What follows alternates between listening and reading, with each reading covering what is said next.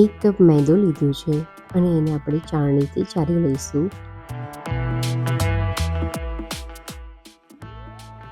અને અહીંયા મેં બ્રાઉન સુગર વાપરી છે.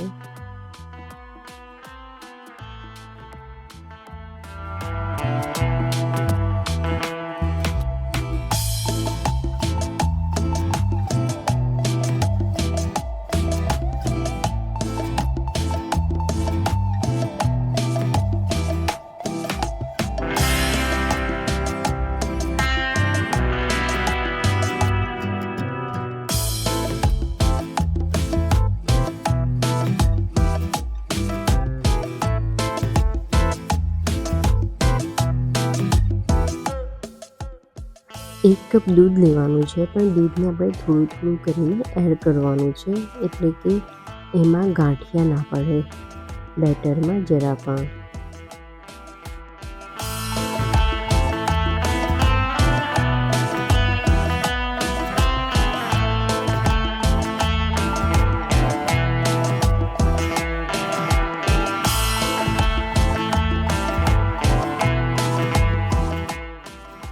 આપણે રેડીમેડ કપકેકના બાઉલ આવે છે યુઝ એન્ડ થ્રો, એ આપણે લઈશું અને આપણે બધામાં જ બટર લગાવી દઈશું, જેથી આપણી કેક બાઉલમાં ચોંટે નહીં.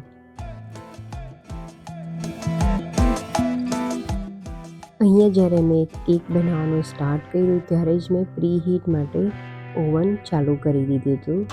હવે આપણે આ બધું જ ઓવનમાં મૂકી દઈશું અને ઓવનમાં મૂક્યા પછી જે બેક કરવાની સ્વિચ છે તેને આપણે ઓન કરીશું અને આપણી 15 મિનિટમાં કેક રેડી થઈ જશે.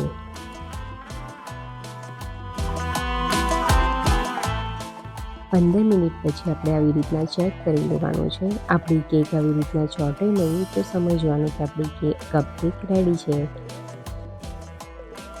તો તમે જોઈ શકો છો એકદમ સ્પંચી અને સોફ્ટ કપકેક બની છે.